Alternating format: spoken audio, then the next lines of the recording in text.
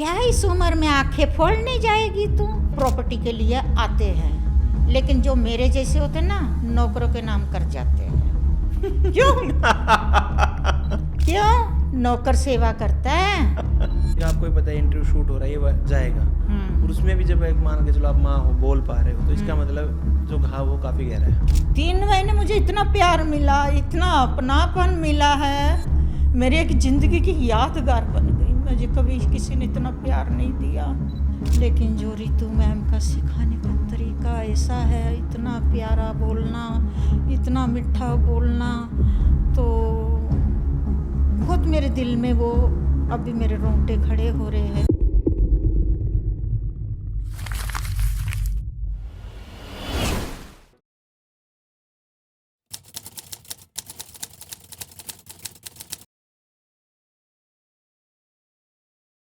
Hi, this is Ravindra Shivach और आप देखना स्टार्ट कर चुके हैं टैलेंटेड रितु इंसान, जिसमें हम अपने स्टूडेंट्स के इंटरव्यू शूट करते हैं।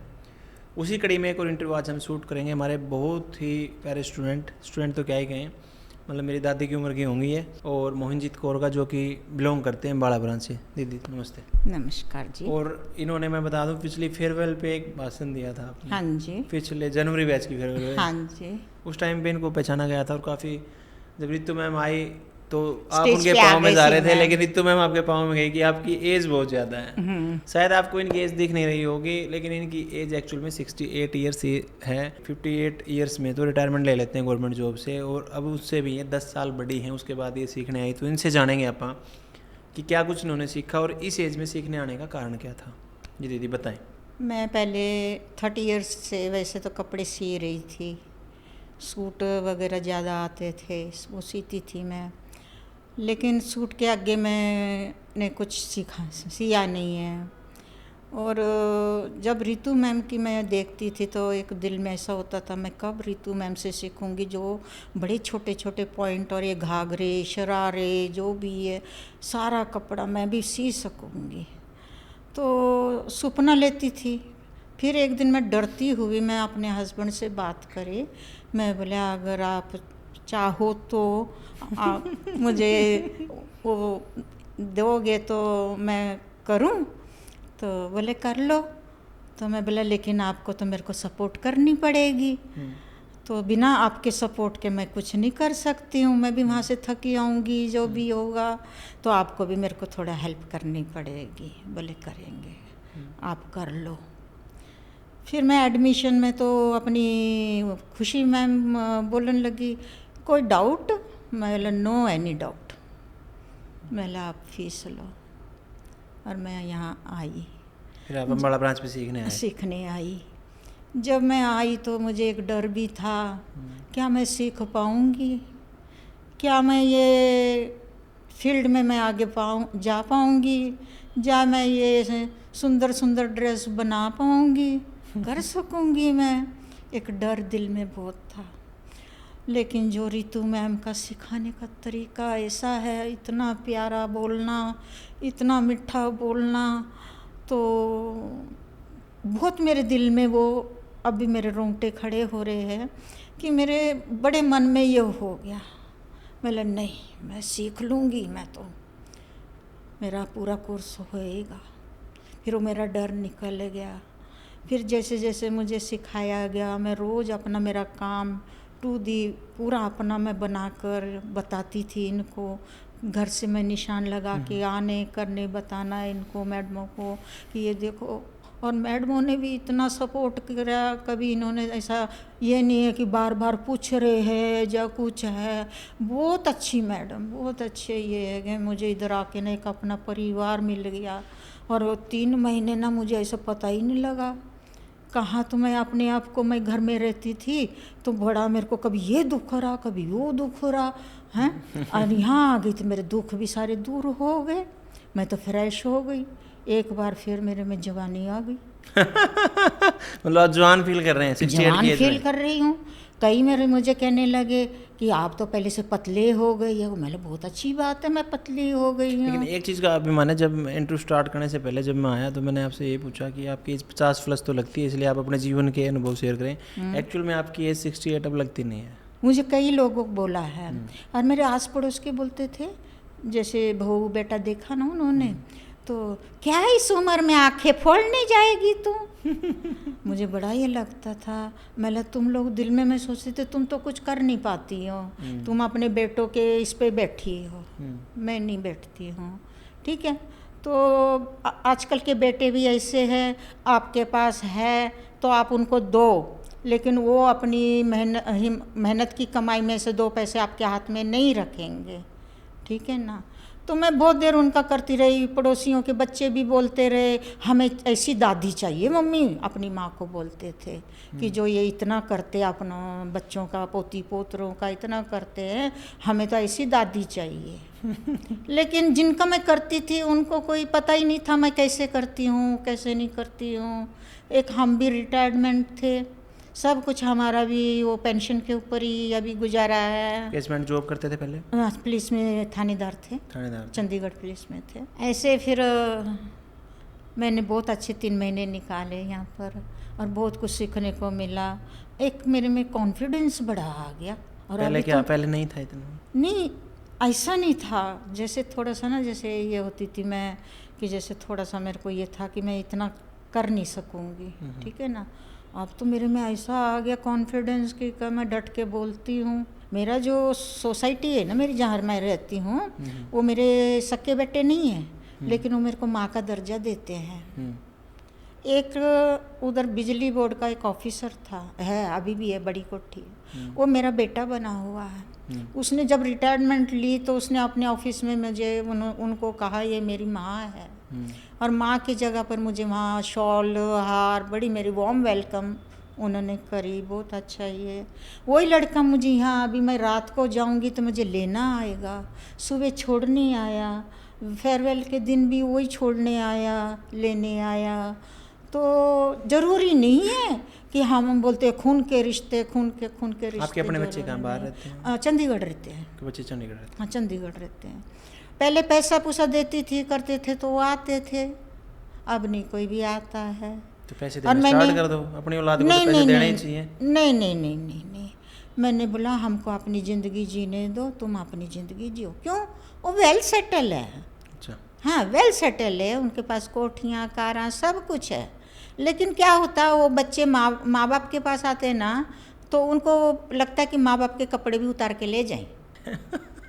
आजकल का ज़माना ऐसा है, अलग है आजकल। मैं डाउन टू अर्थ हूँ और मैंने स्ट्रगल की है ज़िंदगी में, बहुत मैंने देखा है।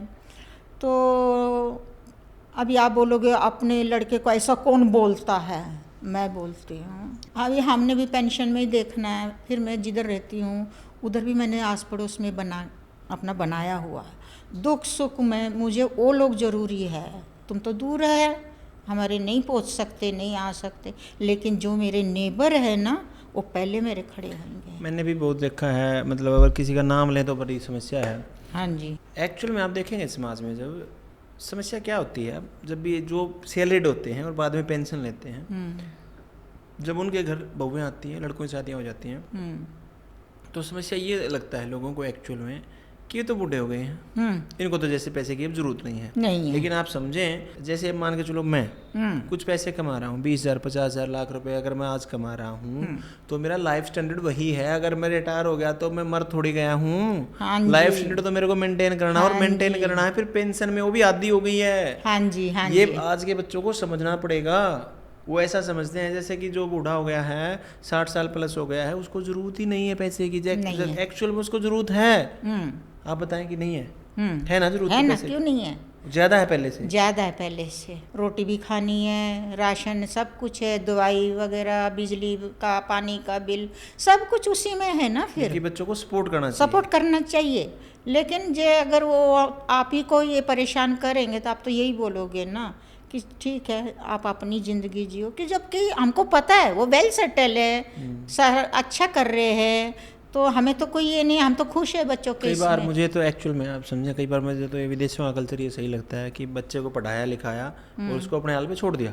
हाँ जी। कि भाई तू अपना देख, हाँ। कहाँ तेरे से सेट होगा मामला। हाँ जी। हमारे यहाँ क्या है, अगर बच्चा 40 साल का हो गया और वो कहीं 2 पैसे नहीं कमा रहा, तो अगर उसके शादी भी होगी, पोते भी हुए तो भी पालते रहेंगे। कोई बोलता है ना पोती पोतरा, अरे जब हमने लड़कों का सुख नहीं देखा तो पोती पोतरे के क्या देख लेंगे।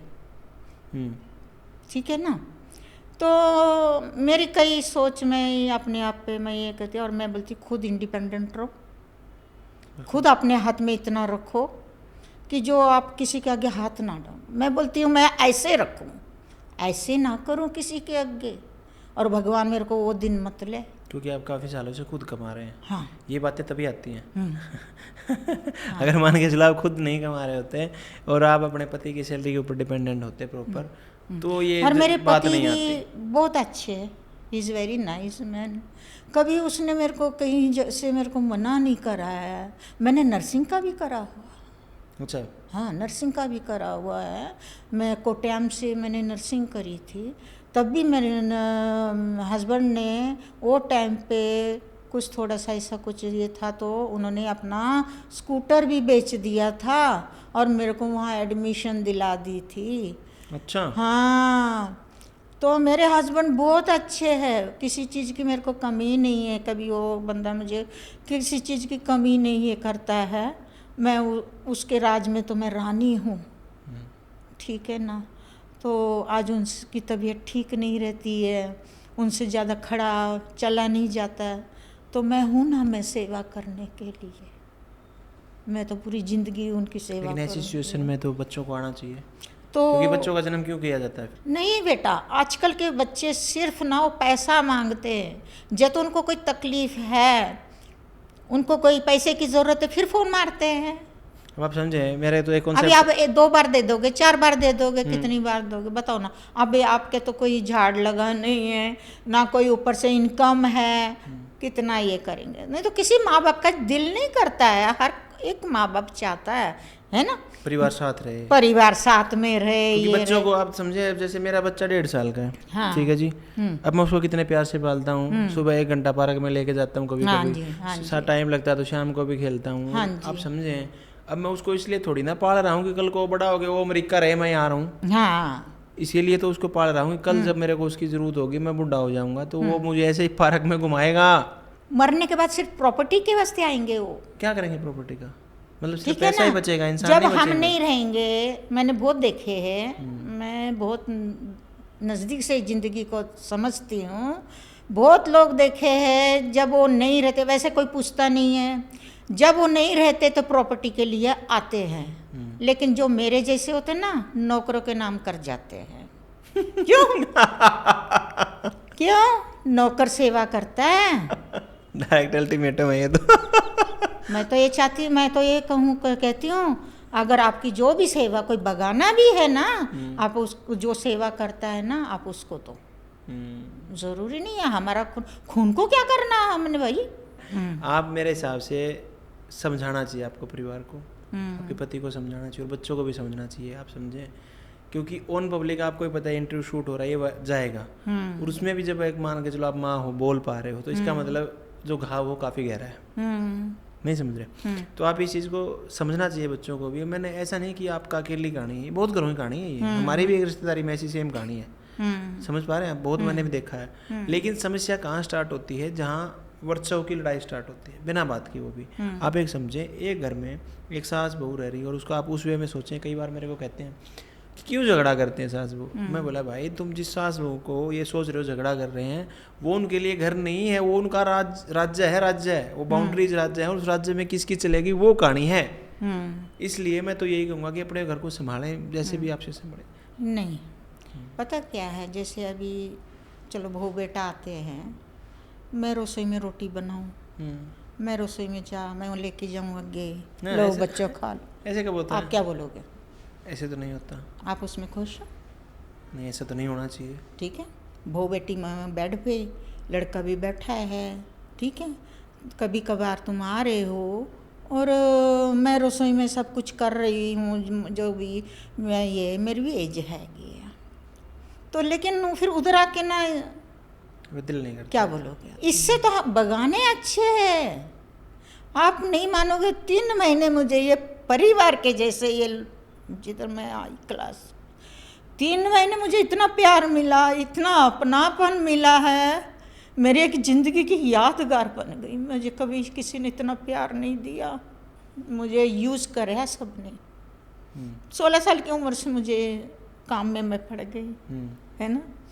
क्या उम्र होती है 16 साल की, साथ साथ में बच्चे हो गए, तो कोई उम्र तो होती नहीं है। कभी कुछ अपने मुझे नहाने को टाइम नहीं मिलता था, ब्रश को टाइम नहीं मिलता था, रात को सोने जाती थी तो तब मैंने ब्रश और नहाना मैंने ससुराल में छोटी जैसी उम्र में, और मायके में मैंने कभी काम नहीं किया था। मायका मेरा वाहिगुरु की कृपा से अच्छा सब ठीक था। ससुराल में मैं ऐसी ये हो गई, पिसी गई इतनी है, फिर भी मैं ऐसे बोलते थे क्या काम करती है, कुछ नहीं करती है ये तो हैं। तो बच्चे होने वाले होते थे तो क्या लड़की जमेगी सोई रहती है ये तो सो रहने से लड़की होती ये तो पहली बार सुना मैंने। ऐसी कई बातें ये होती थी कि जो चलो मेरा जीवन निकल गया। अब मेरे को जिंदगी मेरे शांति, जैसे ये बच्चे चलो अपने सेटल है, जो भी है, जैसे ठंडी हवा है उनकी अपने को, है ना। पर लेकिन ना मैं बोलती हूँ वो माँ बाप को ये चाहिए, जब देखो ना हमारे बच्चे हमको नहीं सपोर्ट करते, एक साइड हो जाओ। बिल्कुल वही औरतें मरती हैं जिनके अपने पास कुछ नहीं होता है। कुछ नहीं कैसे नहीं होता, जबकि वो अपने बारे में कुछ सोचती नहीं है, वो है ना। ठीक है, पोती पोतरे सबको प्यारे लगते हैं सब, लेकिन तुम्हारी एक अपनी ज़िंदगी भी है, हमारी भी कुछ लाइफ है। आप समझें, यही बातें मैं जब समझाता हूँ लोगों को समझ नहीं आती कि आप समझें कि जब मैं इस शरीर में हूँ तो सबसे पहले मेरा काम है मैं खुद को खुश रखूँ। अगर मैं दूसरे के लिए अपनी खाल उतरवा के जूती भी बनवा दूंगा ना तो वो खुश नहीं हो सकता मेरे से। आप समझे, अगर वो खुश है तो खुश है ही वो मेरे से। मुझे ज़्यादा प्रयास नहीं करना किसी को खुश करने का, मुझे प्रयास करना खुद को खुश रखने का। मैंने खून की बोतलें तक दी है रिश्तेदारी में, मैंने अपनी परवाह नहीं करी है। मैंने अपनी लाइफ की कभी मैंने ये नहीं सोचा, लेकिन मैं बोलती थी चल इसका भला हो, इसके बच्चों के लिए ये जीती रहे ऐसे। लेकिन किसी ने मेरा ये नहीं करा है, मुझे आज तक ना किसी ने अपने को प्यार नहीं जैसे ये दिया है। मम्मी डैडी भी हमारे अभी है ही नहीं है, ठीक है ना। और चलो हमारी भी एक उम्र हो गई, तो क्या होता है जब आप ज़िंदगी में जब ऐसे ये होते हो ना, अपने आप तुम स्ट्रांग बन जाते हो। हालात बनाते हैं स्ट्रांग, हालात। आप समझे, जब मेरे पापा 2015 में एक्सपायर हो गए थे तो मैं ऐसा थोड़ी ना था। मैं भी एक बिल्कुल सॉफ्ट नेचर का और बिल्कुल ऐसी बातें करने वाला कि ऐसे ऐसे ऐसे, लेकिन समाज बार बार, रिश्तेदार और ये चीज़ें सिखाती हैं हमें बार बार कि कौन कैसा है। अभी जो आपका नेचर दीदी 68 में है ना, वो नेचर मेरा कम से कम ये मान के चलो पिछले 5-6 साल से सेम है। मुझे फ़र्क नहीं पड़ता, नहीं पड़ता। अगर कोई मेरे से ये भी पूछे ना कि भाई कैसा है, मैं बहुत बढ़िया। परिवार कैसा है, परिवार बता पाएगा कि वो कैसा है। मैं बिल्कुल ठीक हूँ, मैं खुद की बता सकता हूँ। आप इस चीज़ को समझें, हम मर गए हैं लोगों को खुश करने में और समाज के दबाव में। 100% सच। क्या सोचेंगे मेरे बारे में, अरे बाढ़ में गए सभी, मैं क्या खुश हूँ। अब मैं खुद को मार मार के लोगों को कितने दिन खुश रखूँ। वही मैं अपने पति को भी समझाती हूँ, मैं कोई किसी का नहीं है, आप ठीक रहोगे मैं ठीक रहूँगी तो हम एक दूसरे को ये कर लेंगे। बिल्कुल ठीक है ना। और आज भी हम किसी पे डिपेंड नहीं है, हम अपने इंडिपेंडेंट हैं। हम किसी के पर ये नहीं उम्मीद आस नहीं रखते हैं कि जैसे कोई हमारा ये जैसे कोई बात ये नहीं है। हमने बस एक भगवान की डोर पकड़ते हैं और एक हम आपस में बहुत हम खुश है, सुखी है, किसी चीज़ की कमी नहीं है हमको। बढ़िया। फिर जब आप यहाँ पे आ गए, ठीक है, जब आपने पहले दिन यहाँ एडमिशन लिया, पहले दिन आप क्लास में आए, कैसा फील हो रहा था? क्लास में आए तो उस दिन तो मुझे थोड़ा जैसे दिल में ये था ना, मैं कि कुछ कर पाऊँगी क्या नहीं पाऊँगी, कुछ समझ पाऊँगी, कुछ अच्छे डिज़ाइन, कुछ अच्छा कुछ कर पाऊँगी क्या नहीं, इस फील्ड में मैं आगे जा सकूँगी कि नहीं। फिर 15 दिन के बाद थोड़ा थोड़ा ये समझने लगा और मैडम कहती थी आप मुझे 15 दिन दो तो आप ये हो जाओगे। तो फिर 15 दिन के बाद आहिस्ता आहिस्ता क्यों थोड़ा बहुत मैं करती थी तो मैडम से खूब मुझे सीखने को बहुत अच्छा मिला। और ऐसे एक एक पॉइंट दिमाग में जाके बजते थे कि हाँ ये बात ठीक है, ये ऐसे है। और कई वैसे तो कई ये थे, तो मैं तो इतनी ये नहीं, तो कई तो बोलते थे हमारे बुटीक चलते हैं, लेकिन उनको भी समझ नहीं आता था। तो भगवान की इतनी कृपा रही, मेरा कोई कपड़ा ख़राब नहीं हुआ। कईयों के ख़राब, जैसे ज़्यादा एक्सपर्ट थे ना और ज़्यादा एक्सपर्टीज क्या नुकसान करती है मैं बताता हूँ आपको। हाँ, कई कहते थे मैडम ने कि कहा 5 पे निशान लगा के 4 पे काटेंगे। अब वो अपने हिसाब से 4 से काटते थे, तो वो गड़बड़ करते हैं, वो मिक्स कर देते हैं मेथड, हाँ तब गड़बड़ होती है। हाँ, तो कई कहते थे हम बहुत माहिर है इस काम में। तो मैंने यही बोलना कि फिर इधर क्यों आए? अगर हम माहिर थे अभी एक तो यहाँ करने क्या आए ब्रांच हम? पे था, पता नहीं कौन से स्टूडेंट को एक डाउट आ रहा था बार बार, और उसका ऑनलाइन टीम के पास फ़ोन आया, तो मैंने उनको कहा भी ऐसा डाउट क्यों आ रहा है इसको। हाँ तो फिर मैंने ब्रांच ओनर के पास फ़ोन किया, मैं कहा जी इसका डाउट सोल्व करो। कह रहे भैया इसका डाउट सोल्व तुम तब करें ना जब हम इसको समझा रहे हैं, उस मेथड को मान ही नहीं रही। ये कह रही मुझे आता है। अब उसको पहले से आता है, हम अपना मेथड बता रहे हैं, पहले वाले से उसका सेट आ नहीं रहा और वो मिक्स कर रही है, तो फिर गड़बड़ होना तय है। हाँ, नहीं तो फिर वो बच्चे कैसे सीख के जा रहे हैं जिसको कुछ ही नहीं आता, बिल्कुल जीरो से आते हैं। जो ऐसे सोचते हैं ना, तभी उनका यही होता है। और जो सोचते हैं ना, एक बार जैसे आपकी डोरी पकड़ ली मैंने, तो डोरी पकड़ ली, तो आप जो बोलोगे ठीक बोलोगे, ठीक समझाओगे, है ना, तो फिर मैं तो उसके ऊपर मैं ये हो जाऊंगी। जब मैं अपने आप को मास्टर समझने लगूंगी, ज़्यादा मैं ओवर क्लेवर बनूंगी, तो मैं वहाँ कुछ नहीं सीखूंगी, मेरा नुकसान होएगा। हमारा जो माइंड है ना, आप समझे, वो फिर कैप्चर ही नहीं करेगा, नहीं करता। अगर मैंने ये सोच लिया कि मैं एक जगह पे सीखने गया कुछ भी, और मेरा दिमाग ये कह रहा है क्या मुझे सिखा पाएंगे, ये तो मेरे को आता ही था, ये तो होता ही था, तो हमारा दिमाग डाउट से भर जाएगा। हाँ और जब हमारा माइंड डाउट से भर जाएगा तो हम सीख ही नहीं पाएंगे। नहीं पाएंगे। अब आपकी ब्रांच में जितने बच्चे थे होपफुली, अब क्लासेस तो सभी सेम ले रहे थे, हाँ जी, सारे ने सेम ही सीखा, हाँ टीचर भी वहाँ पे सेम थे, सेम। लेकिन क्या सभी बच्चे अब जाके सेम पैसे कमाते मिलेंगे आपको? नहीं। नहीं, सबका अलग अलग कहानी है। किसी ने पैसा कमाना सीखा, किसी ने कुछ सीखा, किसी ने कुछ सीखा। स्टूडेंट तो दीदी हमारे पास ऐसे भी आए जो 2-3 लाख रुपए महीना कमाते थे। एक स्टूडेंट थे हरिद्वार से, अब फेलो पार्टी में भी आ रखी थी, तो मैंने सोचा अरे मेरी बहन तू यहाँ कैसे? कह रही भैया मैं आगे रुड़की वालों के साथ। और एक झारखंड से थी, 2 आईफोन रखती थी वो, उसका सैलून था, 3 लाख प्लस कमाती थी वो। एक हमारी स्टूडेंट थी पूजा, वो भी 1-1.5 लाख रुपए कमाती थी, सैलून था उसका, बुटीक का सीखने आई थी। स्टूडेंट तो आते हैं, लेकिन मैंने एक चीज़ देखी है, जितने ये ज़्यादा जो पैसे कमाते थे ना, ये बताते नहीं थे। अच्छा, ये कभी नहीं बताते थे। जो आप समझो जो पैसे कमा रहा होगा ना, वो कभी बढ़ाई नहीं करेगा, वो बोलते नहीं थे, वो तो लास्ट में बताते थे जाके। जब मैं उनको कहता कि अब आप क्या करेंगे, कमा लेंगे 20-30 हज़ार रुपये, तब जाके मेरे कानों के पर्दे खुलते हुए कहते भैया 2-2.5 लाख तो हम पहले ही कमा रहे थे। ओके, जो 3 महीने आपने ब्रांच पे गुजारे हैं, और आपने कहा कि मेरे जीवन का बहुत अच्छा अनुभव रहा हो 3 महीने, तो जो वहाँ पे टीचर्स थे उनके साथ बॉन्डिंग कैसी रही आपकी? मेरी बहुत अच्छी बॉन्डिंग रही, बहुत अच्छी। मेरे को वर्ड नहीं है कोई कुछ इस तरह।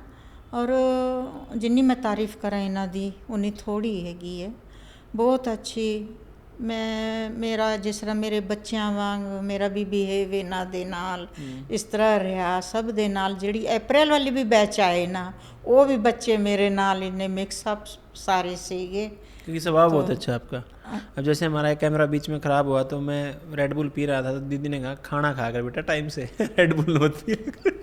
मैं इन्होंने भी कहती सी, इन्होंने रोटी लेट खानी या कुछ है ना चाह पीनी, तो जिस तरह स्टूडेंट की आदत होती है, जिस तरह उन्हें चाह पी रहे या रोटी, तो वो फिर भी वो देखते नहीं है कि ये रोटी खा रहे, तो 2 मिनट 1 मिनट रुक जाओ। ये तो बेसिकली अभी बात करिए राखी दीदी की, जो यहाँ पे बैठी हुई है, इनकी टीचर थे और ब्रांच ओनर है हाँ, की। तो मैं इन्होंने बोलती सी तुसी रोटी खाओ, और मैं उस स्टूडेंट ने बोलती सी 2 मिनट बेटा रुक जाओ, उन्होंने रोटी खा लें दो। बिल्कुल आप समझे। लेकिन क्या है कि आज की भागदौड़ भरी जिंदगी में ना लोग भूल से गए हैं, कुछ भागे भागे फिर रहे हैं। हाँ जी, अब जैसे अपना इंटरव्यू बीच में इंटरप्ट हुआ, हाँ जी, एडिटिंग में तो नहीं पता चलेगा, हाँ जी, लेकिन हुआ, लगभग 20-30 मिनट अपने को लगे। हाँ जी, हाँ जी। तो इससे मैं क्या सीखने को मिलता है कि सारी चीज़ें सही होने के बावजूद भी होगा वही जो लिखा हुआ था। हाँ जी, अगर हम किसी चीज़ में जल्दबाजी कर भी लेंगे हाँ जी, तो वो नहीं होगा। नहीं हो। ठीक है, ओके। रितु मैम के साथ बॉन्डिंग कैसी रही आपकी? रितु कितनी बार मिले आप उनसे? मैं तो 3 बारी मिल चुकी हैं, 4 बारी मिल चुकी मैं। मेरी ये इशारा है। कर दें बस। हाँ, ते मेरी जान हैगी, वो तो ਮੈਨੂੰ ਇੰਨਾ ਉਸ 'ਤੇ ਮੈਨੂੰ ਕਈ ਵਾਰੀ ਮੈਂ ਬਹੁਤ ਟਰਸਟ ਕਰਦੀ ਹਾਂ ਉਸਦੀ, ਉਹ ਸਫਰ ਕਰਦੀ ਹੈ ਜਿੰਨਾ ਸੈਕਰੀਫਾਈਸ ਕਰ ਰਹੀ ਹੈ। ਉਹ घर घर वो अपना वो पहुँचाना चाहती हैगी कि हर एक बच्चा कुड़ी घर दे विच अपनी सिलाई, अपना हुनर, अपनी रोजी रोटी दी मालकन खुद बन जाए, किसी ते वो डिपेंड ना करे, खुद दा मालिक आप बनना हैगा। उसकी इन्नी वड्डी सोच आज तक किसी ने नहीं सोची। बड़े हैगे लीडर मिनिस्टर बनिए जनानियाँ, लेकिन किसी ने आज तक महिला वास्ते कुछ नहीं सोचा है। जो ये बच्ची दे दिमाग च इन्ना आया, सो दिल दे विच ये सोचा इसने कि मैनू आंदा तो मैं ये क्यों ना सब नू मैं वंडा, ये सब नू क्यों ना अपने घर घर सारे पासे मैं ये करा।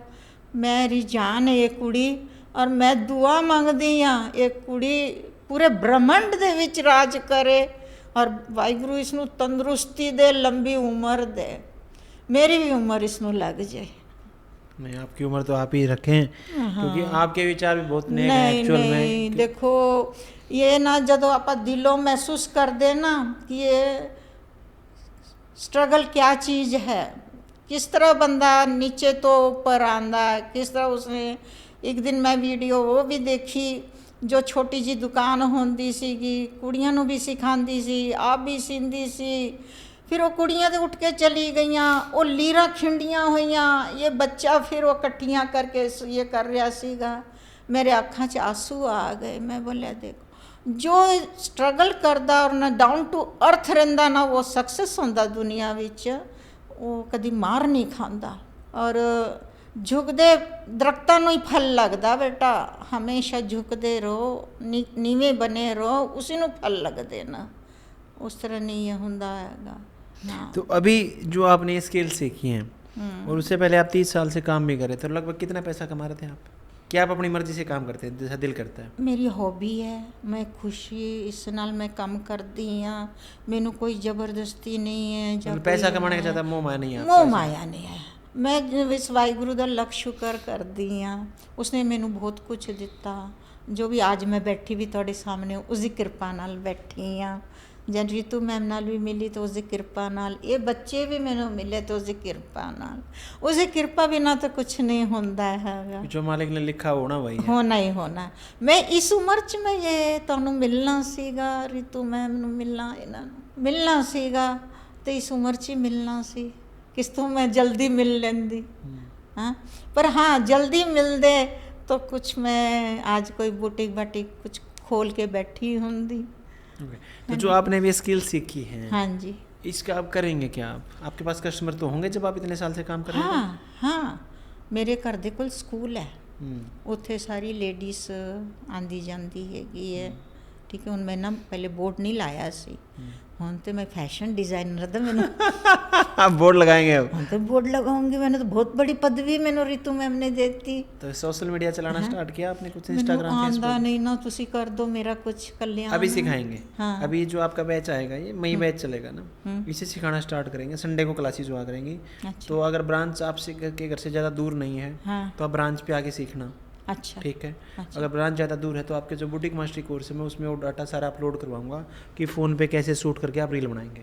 अच्छा। ये अब मेरे को मतलब समझ में तो काफ़ी दिनों से आ रहा था, लेकिन अब हम इसको इम्प्लीमेंट करेंगे ताकि ऑफलाइन बच्चे जो काम कर रहे हैं उसको दिखा भी सकें।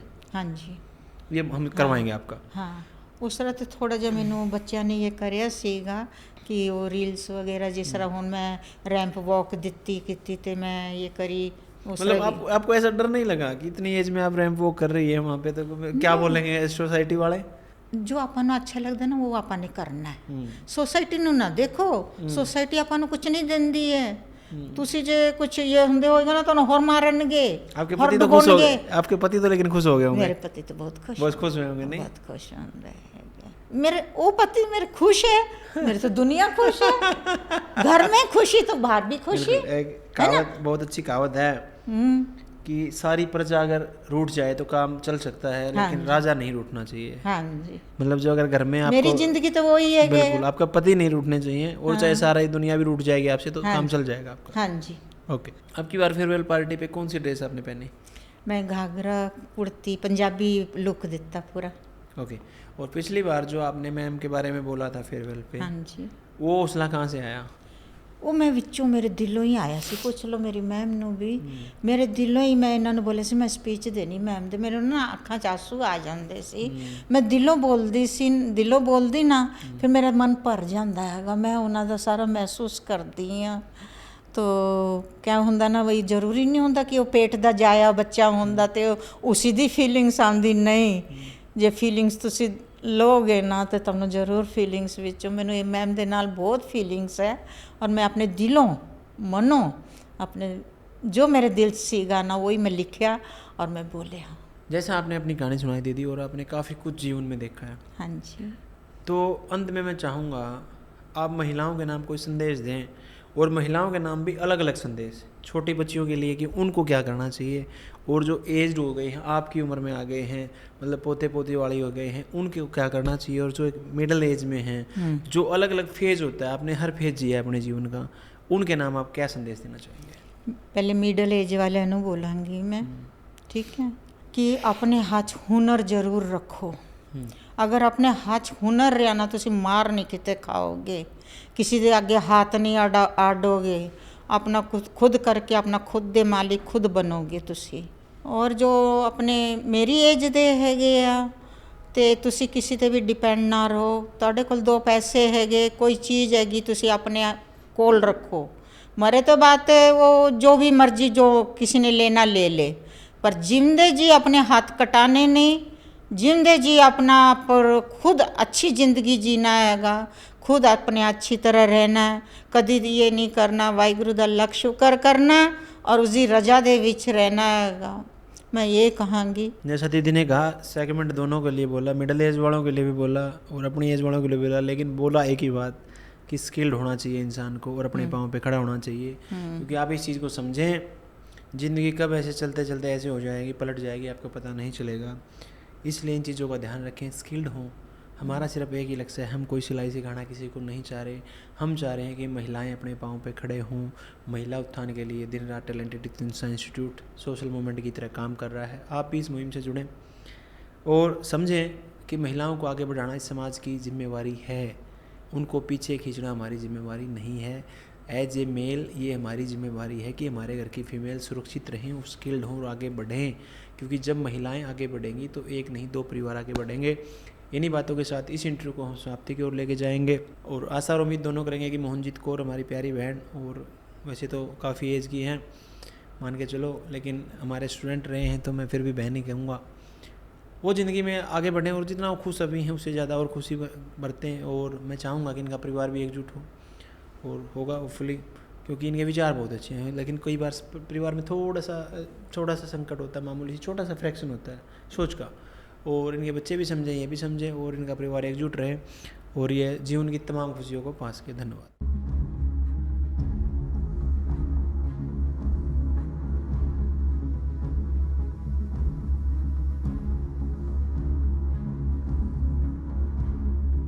महिला उत्थान की मुहिम को आगे बढ़ाने के लिए अब हम आपके शहर में भी अपनी ब्रांच खोल चुके हैं। यदि आप ऑफलाइन सीखना चाहते हैं तो आप हमारी ब्रांच पे जाकर एडमिशन ले सकते हैं।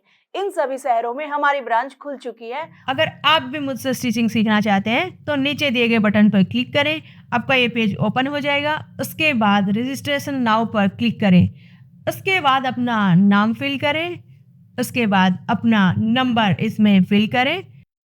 इसके बाद आप अपना नज़दीकी सेंटर सिलेक्ट करें, जैसे कि आपका नज़दीकी सेंटर भिवानी है तो भिवानी सिलेक्ट करें। बहुत बढ़िया, आपका रजिस्ट्रेशन सक्सेसफुल हुआ। जल्द ही हमारी टीम आपसे कांटेक्ट करेगी। धन्यवाद।